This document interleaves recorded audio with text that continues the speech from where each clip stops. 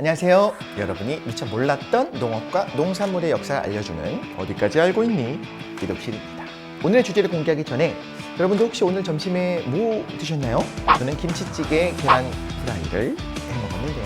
저녁에는 아내가 김치볶음밥을 해준다고 합니다. 오늘 저와 여러분이 먹은 식단 중에 오늘의 주제가 있을 것 같아서 말씀을 드렸습니다. 아마 이 영상을 보고 계시는 모든 분들의 식탁에 아마 거의 몇 끼니 이것이 올라갈 거로 보이는데요. 여러분 오늘 주제 놓치셨나요? 쌀? 아니죠. 바로 김치입니다. 자, 한국인의 김치 사랑은 정말 유별나다고 할 수 있죠. 김치볶음밥을 먹을 때 반찬으로 김치를 먹습니다. 김치찌개를 먹을 때 반찬으로 김치를 먹습니다. 밑반찬은 항상 김치가 있어야 해요. 이건 전 세계에 정말 한국인밖에 없지 않을까 생각이 드는데요. 오죽하면 김치가 없으면 살 수가 없다라는 노래가 있죠. 김치 없이 못 살아 정말 못 살아. 요즘은 김치의 인기가 정말 글로벌하게 퍼지고 있다고 해요. 서양에서도 미국에서도 그렇게 많은 분들이 김치를 처음 먹을 때는 좀 맵게 느끼지만 그 다음부터는 정말 그 감칠맛에 계속 찾는다는 소문들이 있는데요. 우리가 그럼 언제부터 김치를 먹었을 것이냐, 그리고 김치하면 떠오르는 그 이미지 있지 않습니까? 김치라고 검색하면 나오는 그 사진 있잖아요. 이 배추김치 과연 언제부터 먹었을지, 언제 탄생했을지 궁금하지 않나요? 오늘은 김치의 기원과 역사에 대해 말씀드리도록 하겠습니다. 먼저 김치의 어원을 살펴보면 잠길 침, 나물채, 그래서 침채에서 시작됐다고 봐요. 채소를 소금물에 담근다는 거게 되겠죠. 김치의 기원은 동치미 같은 그런 형태라고 할 수가 있습니다. 그리고 동치미의 어원 역시 겨울이잖아요. 겨울에 먹는 침채, 동침이라고 하는 것이 변형된 말이 동침이다라고 하거든요. 그럼 채소를 소금물, 식초 이런 것에 절이는 거잖아요. 이렇게 소금물과 식초에 담그는 절임, 피클 같은 거 생각나죠? 어느 문화에나 다 있었습니다. 지금으로부터 4,500년 전 메소포타미아에서 유래되었다고 전해지는데요. 이게 아니면 우리가 신선한 채소를 보관할 수 있는 방법이 뭐가 있을까요? 김치냉장고 맞습니다. 김치냉장고에 넣으면 되는데 지금으로부터 4,500년 전에 김치냉장고가 아쉽게도 없었습니다. 그때 할 수 있는 방법은 어떤 거냐? 온도 변화가 없는 땅 속에 묻는 거고요. 그리고 세균 번식을 막기 위해서 할 수 있는 것 중에 하나가 소금으로 절이는 게 되겠죠. 자, 그럼 우리 민족은 언제부터 절임을 먹기 시작했을까요?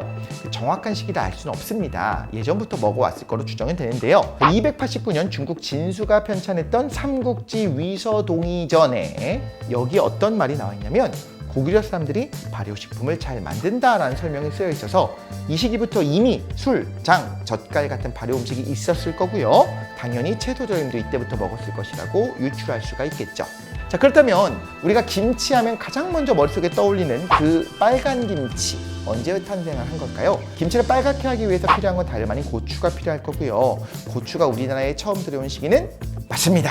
저희 지난 시간에도 말씀드렸듯이 16세기 이후 일본에 의해 조선에 전파가 되기 시작했는데요. 고추를 김치에 본격적으로 사용하기 시작한 것은 18세기에 이르러서 그때 대중화되기 시작하는데, 사실 여기에 좀 슬픈 역사가 있다 아십니까?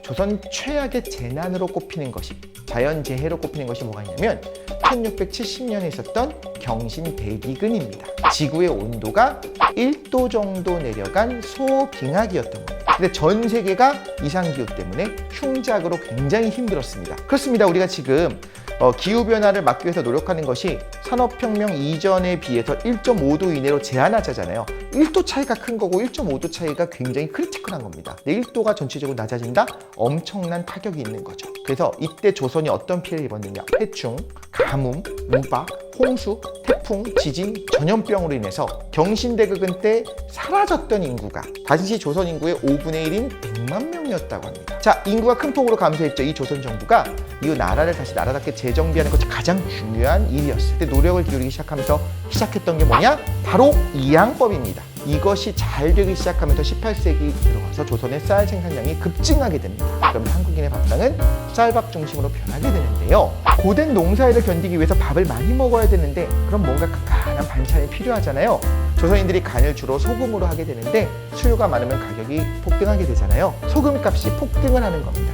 그래서 반찬의 간을 모두 소금으로 만약에 하겠다라고 하면 가세가 기울 정도로 굉장히 소금은 비싼 게 되겠죠. 그래서 위기가 닥칠 때마다 현명하게 대처해온 우리 조상님들이 반찬에 소금 대신에 다른 무언가 톡 쏘는 맛이 나는, 무언가 자극적인 맛이 나는 고춧가루를 사용하기 시작한 겁니다. 그리하여 김치에도 고춧가루를 넣기 시작했는데 이게 진짜 신의 한 수가 됩니다. 이전에는 그 김치가 내는 감칠맛을 담당하는 게 뭐였냐면 젓갈이었어요. 그런데 고춧가루를 뿌렸더니 그 젓갈의 비린 맛은 제대로 잡으면서 그 맛의 조화가 이루 말할 수 없이 환상적이었던 거죠.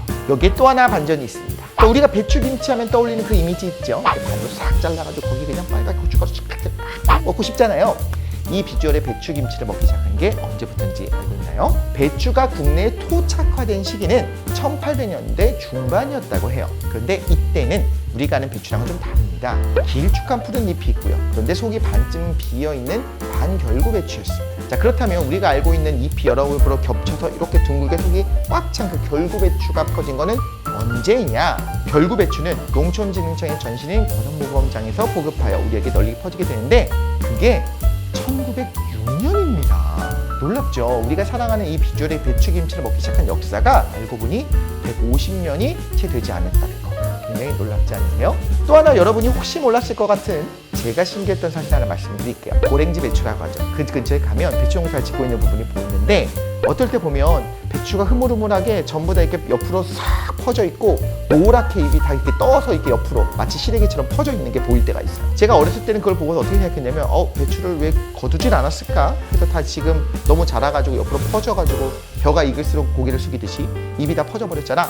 여러분 아십니까? 그게 아직 덜 자란 배추입니다. 배추가 자라면서 오히려 모여서 단단하게 가운데 뭉치게 돼요. 어렸을 때 제가 했었던 이런 착각 하고 있는 분들 없으시겠죠?